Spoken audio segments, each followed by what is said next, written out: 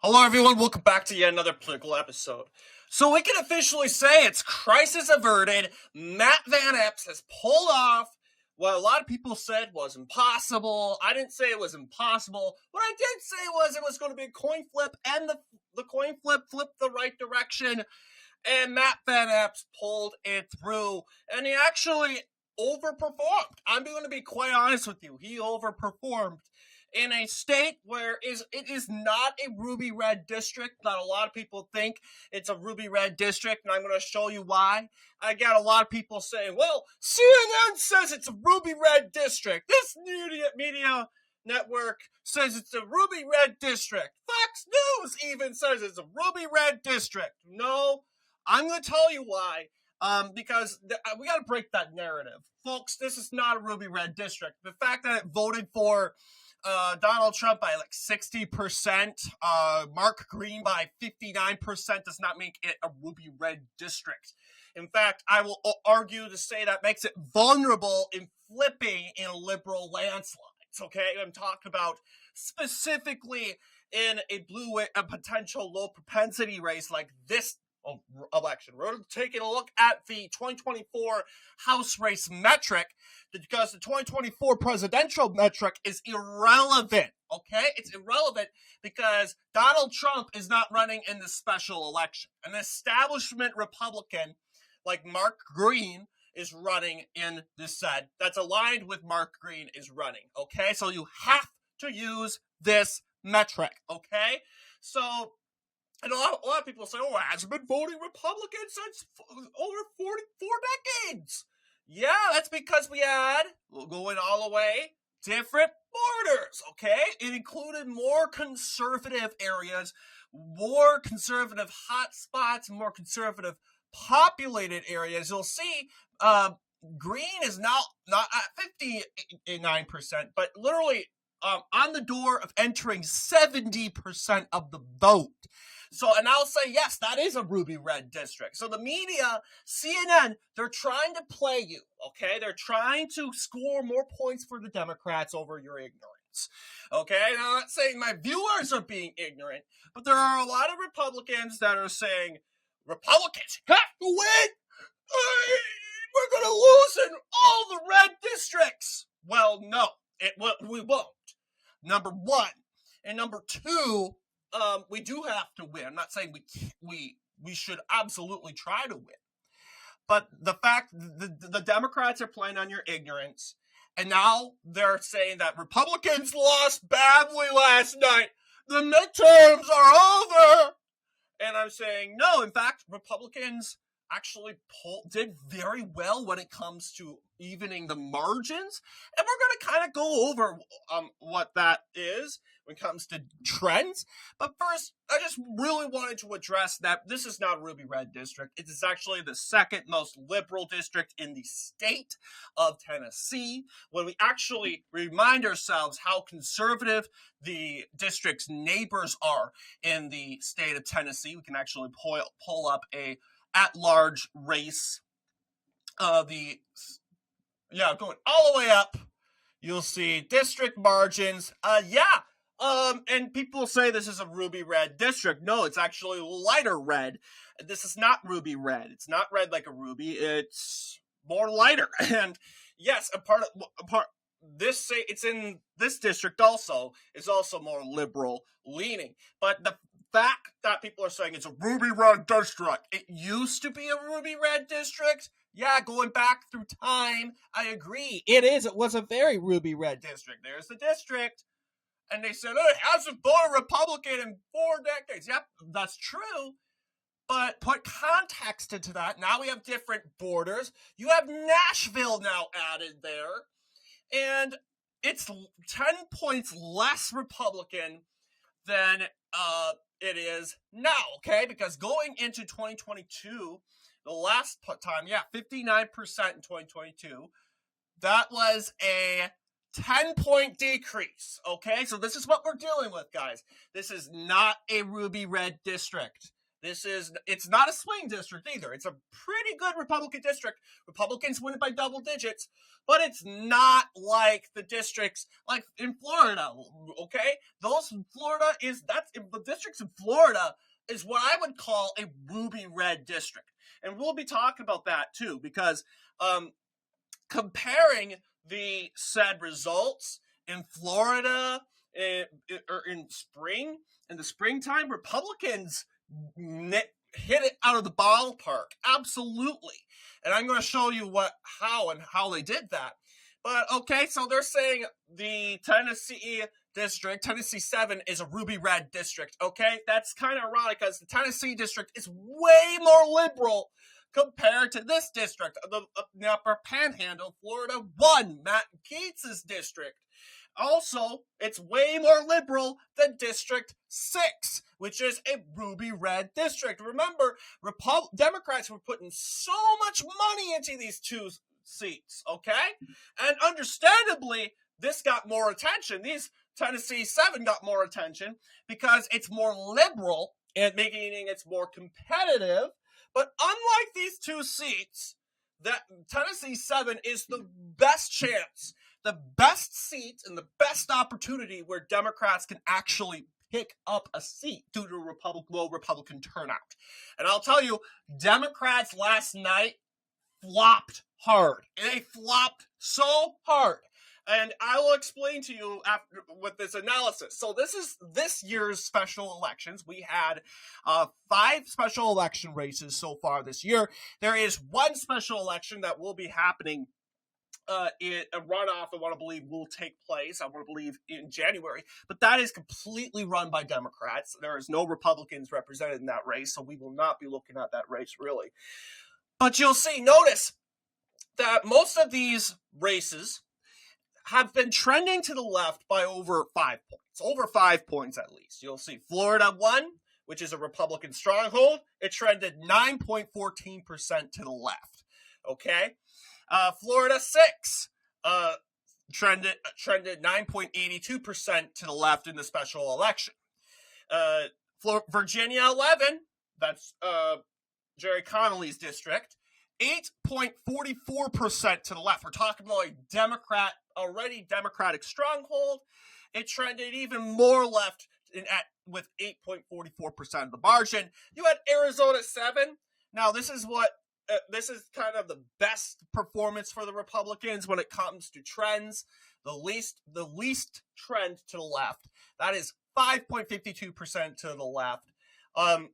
And then you have Tennessee 7, which was yesterday, and it's in line with Arizona, 5.59% to the left. Now, a lot of people will say, why are you celebrating 5.59% to the left? That's like 6 points to the left. Why do you care? Why is this so good? Blah, blah, blah, blah, blah. Because Republicans suffer so bad with the special elections. There's a lot of people do not recognize and realize that it's going to trend left. Regardless, it's going to trend left. And I'm tired of hearing the Harry Entons of the world act like the world is over for Republicans. It's going to be a blow-up. No. Folks, Democrats, you guys, I predicted that you guys would get 10 points. 10 points. 11 points to the left. Because how liberal this district is compared to Florida 1 and Florida 6. What happened? I predicted a 10-point shift, 11-point shift to the left. I predicted your gal, Afton Ben, would win. And as a result, not only was I so wrong, but Matt Van Epps performed my expectations. I did not expect at all from Matt Van Epps not only to win, but to win by over 8 to 9 points in a special election where Republicans significantly overperform. Because Republicans need to work. Republicans don't know an election's going on. Republicans need to feed the family. They have this thing and that thing. The margin of the people that actually showed up, now, turnout was low, yes. But was it like Florida 1 and Florida 6, where comparing it to the 2024 House races, there was a huge gap. And a huge shift to the left. Almost double digits. May I remind you, an almost double-digit shift to the left. And all the left needed to do, all Democrats needed to do, is to get Afton Ben, gain a shift to the left by 10 points, over 10, 11 points, and they would win. They couldn't even get to 10. They got to 5, give them that. But we knew it was going to be a dramatic shift to the left. Folks, I don't care if Afton Ben is more, as extreme as Bernie Sanders, and more extreme than AOC, more extreme as Zora Mondami. That people care, but are they going to get out and vote because of that? In the same world, yes. But unfortunately, that's not the reality. A special election is a special election. And you can't expect, oh, wait, hang on. It's different now. Republicans will turn up. Republicans will show up because Afton Ben hates her city and she's a socialist. No, they're not going to do that. They're all socialists. They're not going to. Maybe it impacted it a little bit. That could be part of the reason why the Democrat, compared to the Democrat, didn't gain a 9.14 shift, and Afton Ben only performed at 5.59% shift to the left. The point is, it wasn't Florida 1, it wasn't Florida 6, but it was Tennessee 7, where Democrats have the absolute opportunity to flip. If you wanted to flip a House seat this year, Democrats, you had 3 seats. These 3 seats. The seat you would go after first is Tennessee 7. It is the most liberal, okay? It is the most liberal. But apparently, you did worse in Tennessee 7 compared to the super ultra red Florida 1 and Florida 6. Even if you put a whole bunch of money into these seats and you make a dramatic trend, you wouldn't have a chance in flipping and winning. And on top of that, may I not remind you, I made predictions. I made bold predictions. I made bold statements from the bottom of my heart with fact. I said that Ben would win Montgomery County, and she didn't. There is a huge metropolitan city over there. And I said it was close, but I was certain, not almost certain, I was certain that this was going to Ben. And I don't care about this one down here. Yeah, it's 60%. It has a big city in it, and, I was wrong by it. But this one up here, I knew for fact would go, and it did. Meaning that Republicans overperformed. And let's be honest. The Republican really was expected to win, quote unquote. Yeah, they were expected to win.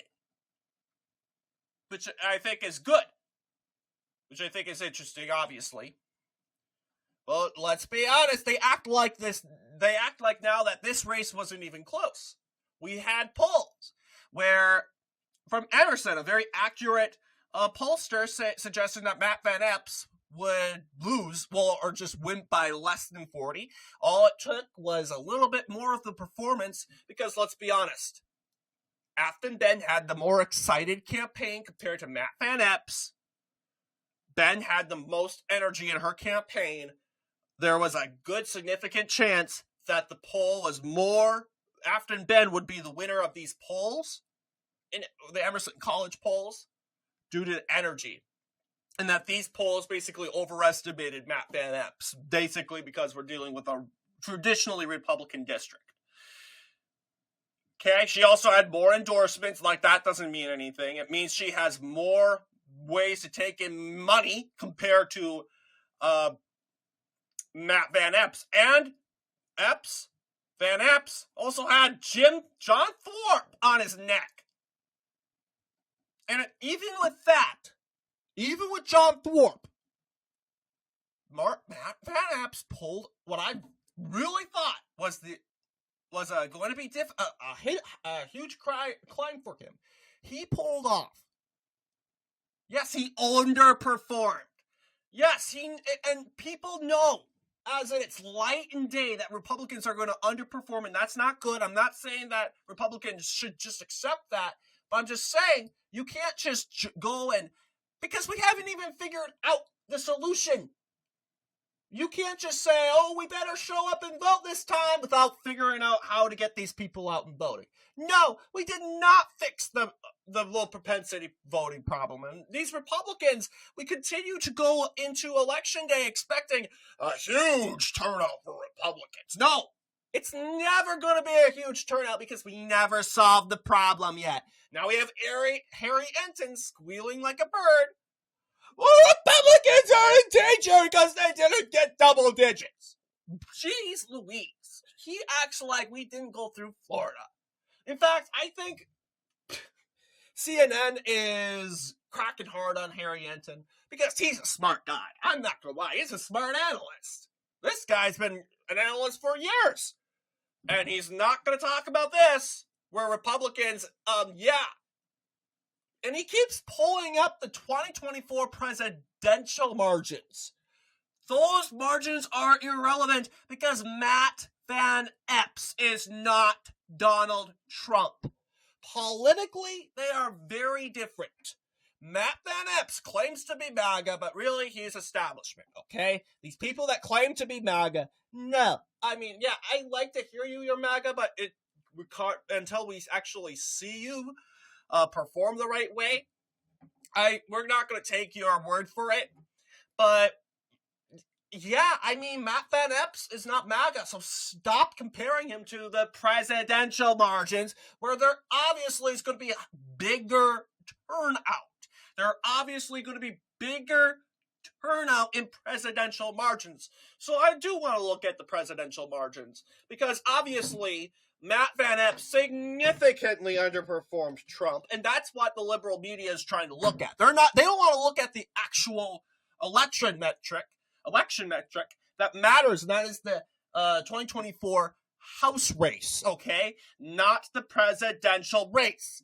Because, number one, turnout is significantly higher in the presidential years, and yes, the conservative base is going to show up. Yes, and look at that, 60% Republican. This is why the liberal media, CNN especially, even Fox News, well, although they're more celebrating this.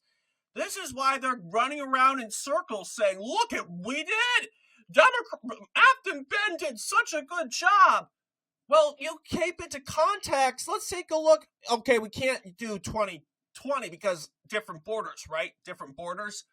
And let's remind ourselves, none of Nashville is in this district. So keep in mind, in fact, this probably is the first time in this district's history where Nashville is in the district. Parts of Nashville, significant margin of Nashville is in this district. So, yeah, it's going to get more liberal. Folks, if I said we're going to redistrict District 7, we're going to move District 7 into all of Nashville in Davidson County,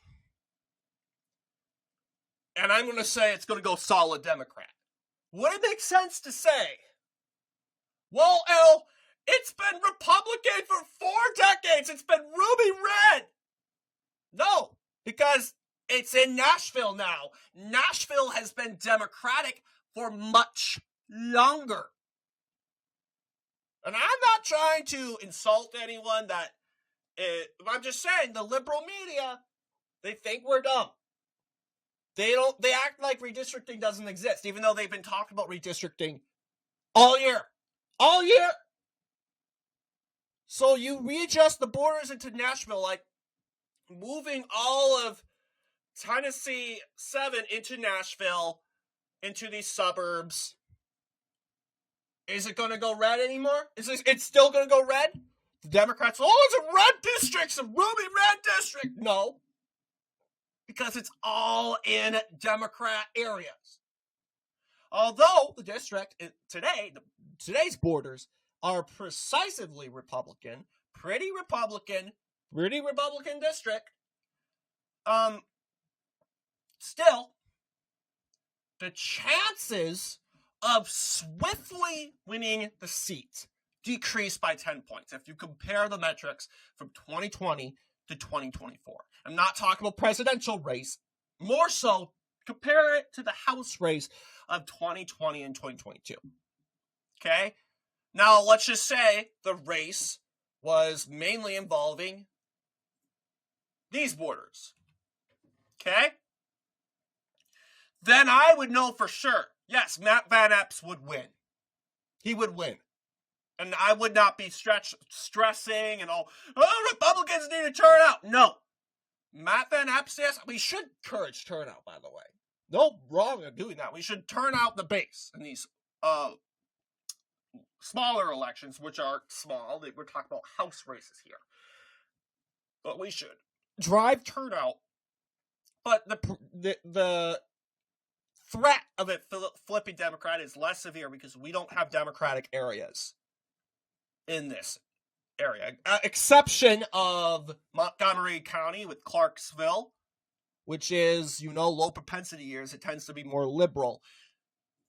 But it wasn't liberal at all. It voted for Van Epps. So what's the whining and crying about? I'm really confused. I know Harry Enton's not biased, but I think the liberal media, they've been saying, hey, look, you're not spinning enough liberal propaganda. You gotta get the Democratic base excited for the midterms. You gotta get them more excited. Trying to find a way to shoot this down. Regardless of Republicans overperforming the very accurate Emerson College poll. No. We gotta make sure we can shoot this down. I'm just saying. Harry Enton's been doing a lot of polling that made Trump look good. And I'm just saying that he most likely got a lot of backlash for it, and now he's probably turning it around. Because what he's doing right now doesn't make sense. He's saying, Republicans are in trouble right now with the midterms. So he compares it with 2024 presidential results, which are irrelevant because Matt Van Epps is not Trump, number one. And number two, Trump voters, a lot of them don't like to vote in the midterms, unfortunately. And they're definitely not going to vote in the special election. So stop using the metric on the presidential race. Stop! No, I don't want to hear it. Yeah, because even with Trump on the ticket, got 60% Republican. We go all the way to the race here. Look at it's lighter. Why? Because Mark Green is not Donald Trump. We're talking about Trump versus an establishment Republican. Mark Green is an establishment Republican.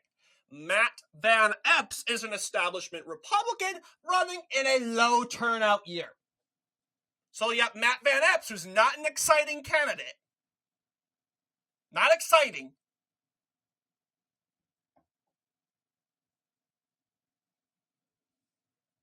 And they're already saying, yes, this is the strongest Democratic performance since 1982. Yeah. I think we knew Democrats were going to enjoy a lot of precinct wins, at least. They're going to flip a lot of precincts. But let's be honest. Hey, they got us thinking that it was going to be a close race. 8 points is not close at all. When you actually put into context that the average of this district, I want to know, what's the Cook voting index for District 7. Because, oh, look at that. Cook PVI says R plus 10. Folks, R plus 10. Really? What are we bitching, whining, and crying about? R plus 10. Really, Matt Van Epps literally underperformed 2 points compared to the Cook PVI. Okay? Which, of course, Cook PVI is basically the Cook Partisan Voting Index. It takes all these elections from governor's races, Senate races, presidential races in each state and combines it into an average. By average, this district votes around in a likely Republican margin within 10 points. That's not Ruby Red District. This is with these borders. These borders. It was obviously wider. It was obviously over 15 points with the 2020 borders. This border, because you didn't have Nashville, that's voting 70% Democratic, where a lot of people live. So here's the fact. This was a W. Even Greg Foreman, he's not an election analyst, but he is falling for a lot of the propaganda. I mean, I know he would not appreciate me saying that, but I'm just saying, look, as someone who studies these elections and compared them and did the math, this is not going to hurt Republicans. In fact, this proves that,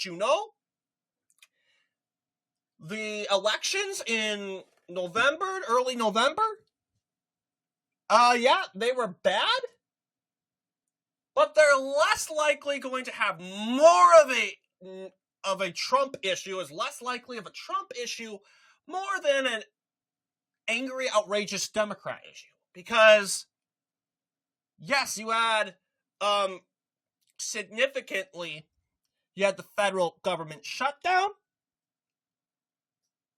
and you had other stuff, and you had also, in Virginia, to be precise, the federal workers being removed. That made it an extraordinary impact. And, I could smell the BS all the way from CNN. And when they literally tell me to me, this is a Ruby Red District. What? Ruby Red District? We're talking about an R plus 10 district. That's Ruby Red? What's barely red to you? So of course it's going to, and yeah, hands up to Matt Van Epps. He performed closer to the Cook Partisan Voting Index than voting away from it. You know when it's a major underperformance, when Republicans are, yes, in this case, he underperformed the index. We know that because we knew Republicans. I've given the warning signs that there's going to be low turnout the video prior. But he still performed near the average. That is R plus 10.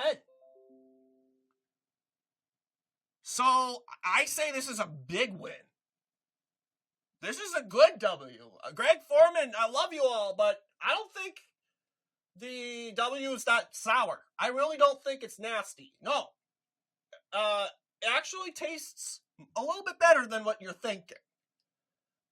And I feel very good. I feel good. As I'm coming from someone who predicted, you was like, oh, well, you predicted after Ben to win, so of course you feel good. That's because I did a lot of research, a lot of election comparing, a lot of comparing elections, and a lot of okay, I'm not liking this. I was expecting a bet of his ceiling to be 3 points. 3 points. Matt Van Epps. He exceeded my expectation by a lot. For a special election, which we were told that Trump voters are revolting against Trump. MAGA's falling apart. MAGA is demoralized. MAGA is staying home. This is what they told me. So wait, hang on. They all showed up. And they voted for Matt Van Epps, the establishment Republican. And you're still telling me MAGA is broken? MAGA is broken. MAGA's in a civil war. Come on now. We're better than this. Come on. So obviously, we know they're throwing BS. The liberal media was hoping and praying that this seat was going to go flipping Democratic. It didn't. In fact, we overperformed the chances. We overperformed the polls, by the way. We overperformed enough to say that we voted in line with the PVI average, the Cook Political Voting Index, and we're closer to 10 points than we are to 5 points of the margin. And now the liberal media is trying to spin it and trying to find comparisons. They pull up the presidential index and say, look, Trump got like 60%. Matt Van Epps got 53%. This is horrible. It's going to be a blue wave. Really? Gee, I wonder why they didn't pull up the House race using the House voter index. This is more relevant, folks. Unless CNN wants to mislead and wants to establish a Democrat narrative, because they're working hand in hand with the Democratic Party. They are wanting to get Democrats excited. So then they didn't get the news they wanted last night. But there is some chances, there is an opportunity to turn it into, to lie to their audience, say, the Democrats, Afton Ben did very good, like pulling up the presidential map and doing which is irrelevant because that's a high turnout year. We're talking about low turnout elections like the midterms. My question, I would call them out and say, why don't you use Mark Green's performance, not President Trump's? Because Mark Green is more in line with Matt Van Epps. They would be a loss of words. Oh, well, this is the official results. No, it isn't. Are you referring to the presidential map? No, it's not. Because that was a high turnout year for Republicans, a favorable year for Republicans when it came to fighting and getting Donald Trump into the House. Into the White House. Republicans were motivated to get out and vote. And you knew that the Republicans are the low propensity voter. You knew Republicans were going to have a shift, the Democrats were going to gain a shift to the left because of this. And let's be honest, you thought Democrats would gain a shift to the left by 10 points. We know what they really think. But the liberal media will say, oh, Democrats gained 5 points. They gained so much. Yeah, water's wet, dummy. Of course they did. But mind asking you why you didn't gain much more than you were supposed to get? So this is good news for midterms for Republicans. I think Fox News said this is good news.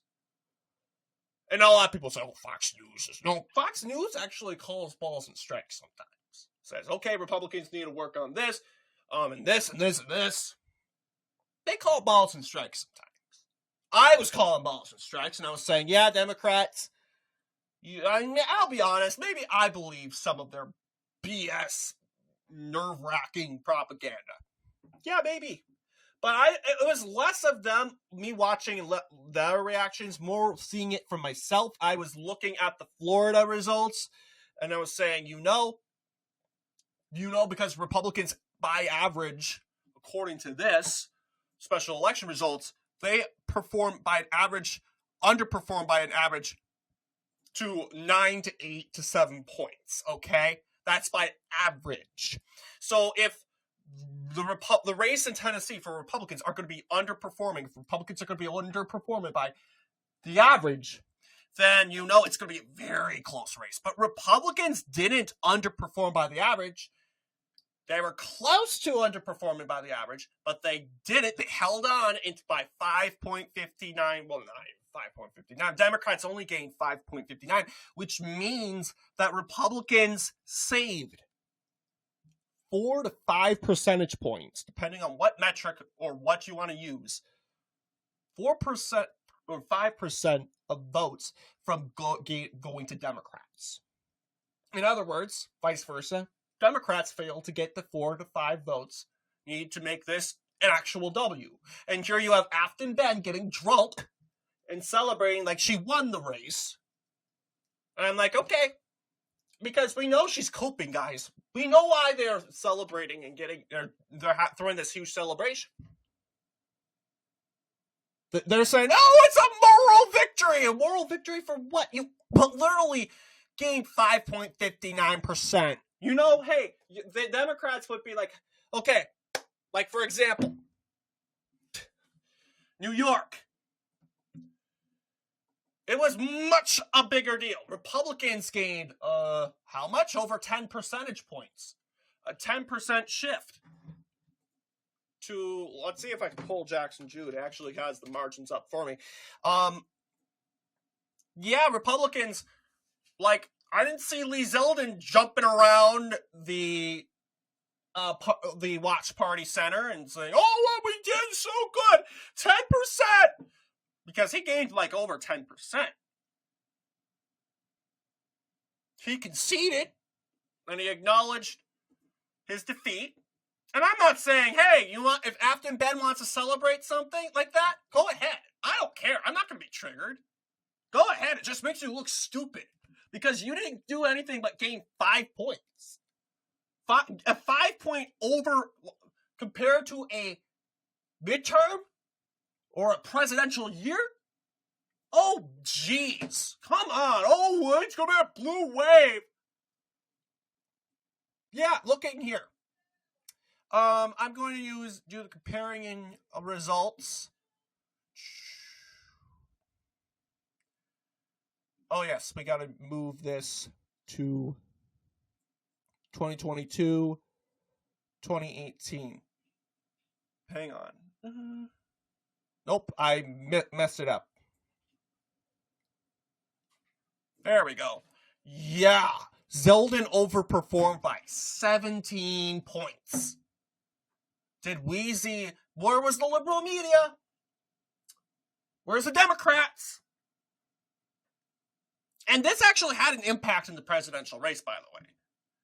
With the context that, yes, there's going to be more turnout because this is a presidential year. It's going to vote in line with the voter registration and how it used to do the voters. Well, I wouldn't say it's going to vote more in line on the political atmosphere of the state.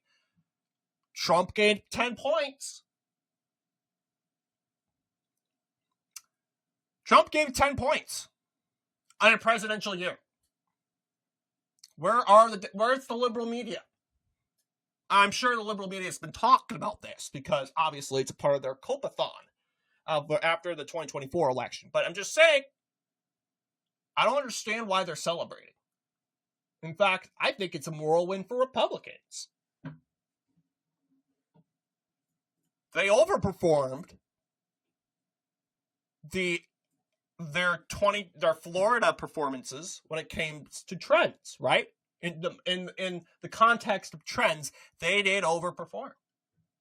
So, in my view, in a nutshell, I was not expecting a huge performance.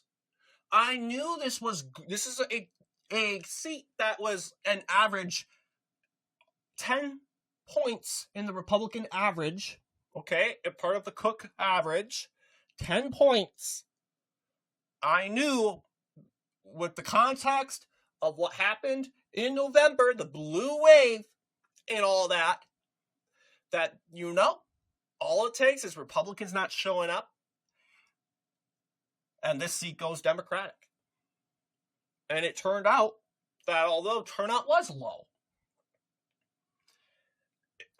Democrats blew so much money into the air, millions of dollars, only to lose this race by 9 points. 9 points! In a seat that has a Cook average by 10. Matt Van Epps underperformed the Cook average by 1 point. I wonder where Harry Enton is with that. But I really do think CNN, they're getting to his ear. They're responding to the backlash. They're saying CNN is far right. CNN is MAGA. CNN's not like BS now.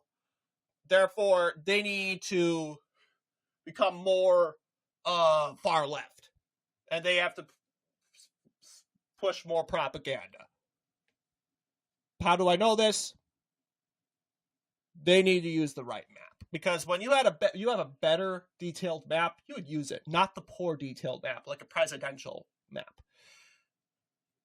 Even though the House race, the 2024 House race in District 7 would be very difficult, because let's keep in mind, this is a midterm, so Republicans are going to show up. More Republicans are going to show up compared to an off-year election, especially a special election that's not going to be in November, more so December. But they showed up. So I'll be quite honest with you. I feel very happy with what I got. And I'll agree with Greg. He says he feels good about the midterms, mostly due to the Democrats trying to get this people more like Afton Ben, because they got 45% of the vote. That was specifically in a district that's R plus 10. Give me a break. Anyway, what do you guys think in regards to this video? Let me know down below. And as always, I'll see you all in the next political episode.